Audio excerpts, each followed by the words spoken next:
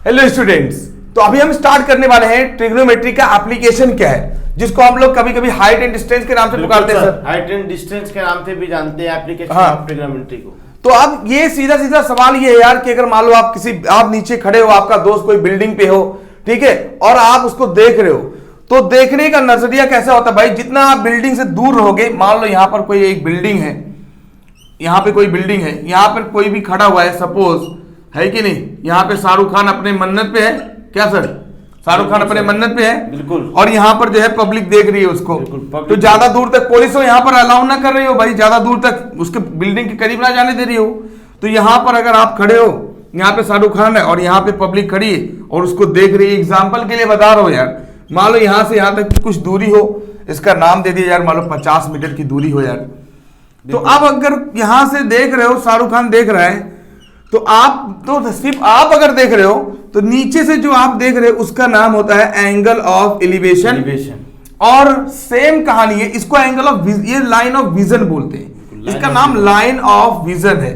इतना ज्यादा कोई बड़ी बात नहीं, इसको ज्यादा टेंशन लेने की। अभी मैं बता दूंगा, एक रामबाण बन दूंगा कि इसका कैसे कहां पर क्या यूज करना होगा, बस वही यूज करना होगा। ट्रिग्नोमेट्रिक रेशियो पे पूरा सारा ये जो एप्लीकेशन ऑफ ट्रिग्नोमेट्री है, इसका यूज सर हम लोग समझ लीजिए इसलिए करते हैं कि कोई हाइट बताना हो, ये दूरी बतानी हो, क्या सही बात है, थीटा बताना हो, ये सब चीजें हम यूज करते हैं। ट्रिग्नोमेट्रिक एप्लीकेशन ऑफ ट्रिग्नोमेट्री का यूज यही है, हाइट बताने के लिए, इसीलिए हाइट और डिस्टेंस के नाम से चैप्टर भी नाम दिया जाता है, चैप्टर भी दिया जाता है। क्योंकि एक सीधा सीधा बात यह है कि भाई अगर मान लो अब यहां से पता लगाना हो, मान लो यही शाहरुख खान को देख रहे हो एग्जांपल के लिए, तो यहां पर इस एंगल से, जो जिस एंगल से आप देख रहे हो, इस एंगल का नाम होता है एंगल ऑफ विजन। क्या होता है? Sorry, angle of elevation, angle of elevation, ठीक है। जहां से आप नीचे से देख रहे हो उसको हम लोग बोलते हैं एंगल ऑफ एलिवेशन। उसके बाद जो आप मान लो यहां से शाहरुख खान आपको देख रहा है, तो ये जो एंगल होता है, इस एंगल का नाम होता है एंगल ऑफ डिप्रेशन, ठीक है। तो ये जो हमारा एंगल होगा, इस एंगल को हम लोग बोलेंगे एंगल ऑफ डिप्रेशन, तो इसको बोलेंगे एंगल ऑफ डिप्रेशन, ठीक है। इसको हम लोग बोलेंगे एंगल ऑफ डिप्रेशन।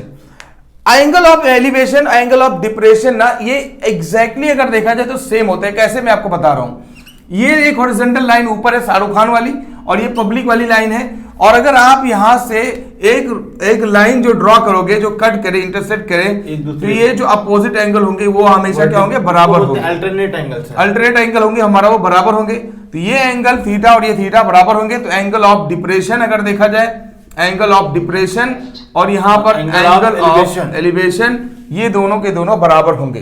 तो अगर देखा जाए, सिर्फ देखने का नजरिया ऊपर से देखेगा नीचे से देखेगा, दोनों एंगल जो होंगे ना वो हमेशा बराबर होंगे। तो angle of depression always will be equal to angle of elevation. क्यों? क्योंकि जो पैरेलल लाइन होगी, तो दो पैरेलल लाइन में अगर आप कोई लाइन डालोगे, तो अपोजिट एंगल्स जो होंगे वो हमेशा क्या होंगे?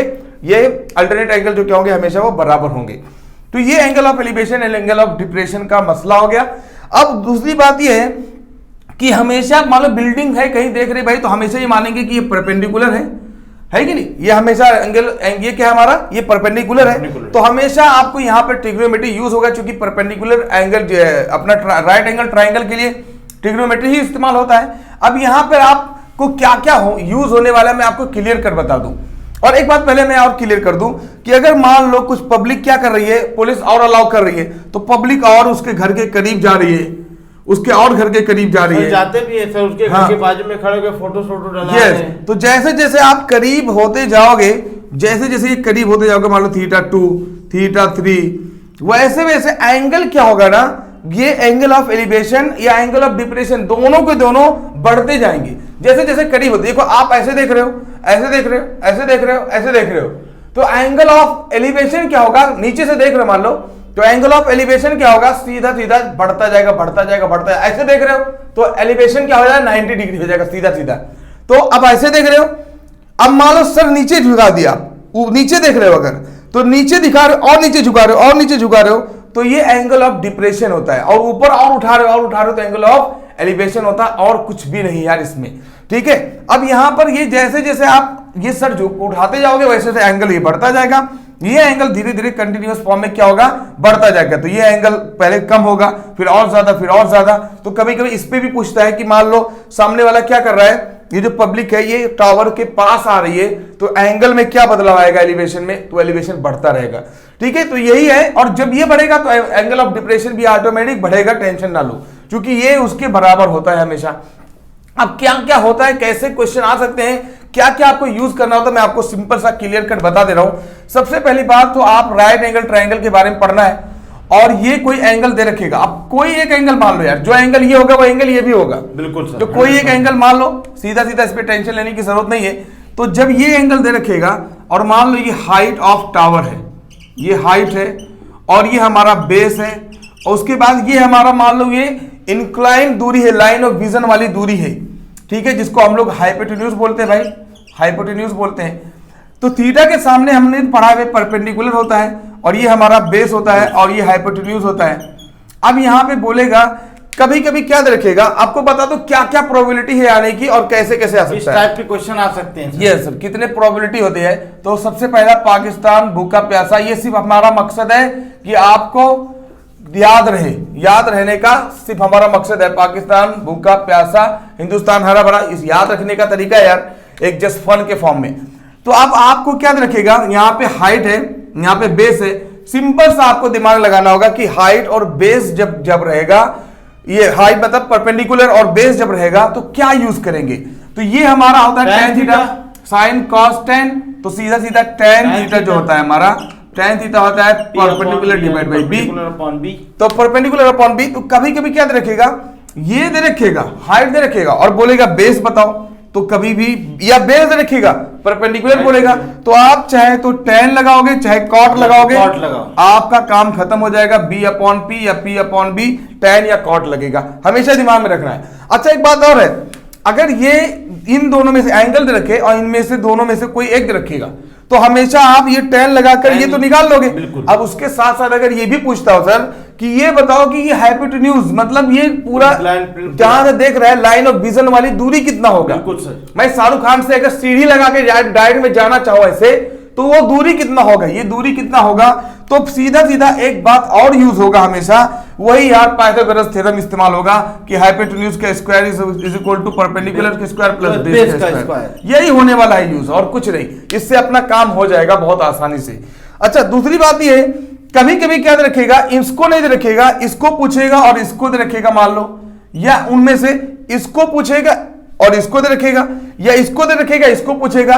मान लो हाइपोटेन्यूज और बेस का मसला हो, तो हाइपोटेन्यूज और बेस का मसला होगा तो आप cos थीटा यूज करोगे, cos थीटा होता है बेस डिवाइड बाय हाइपोटेन्यूज, तो बेस किसमें से जो भी दे रखेगा उसका यूज कर लोगे। अच्छा एक बात गारंटी है यार कि कभी भी ना इनमें से कोई ना कोई एक दे रखेगा और एक ही पूछेगा 100%। अच्छा कभी कभी ये भी होगा कि आपको एंगल ही नहीं दे रखेगा, लेकिन ये सब दे रखेगा, तब एंगल मिल जाएगा। जो भी टेंशन नहीं है, बिंदास वही इस्तेमाल होने वाला जो आपने पढ़ा हुआ है, नहीं बदलना है, सिंपल सा कॉन्सेप्ट है इसका, उसी का टाइम थीटा कॉट थीटा।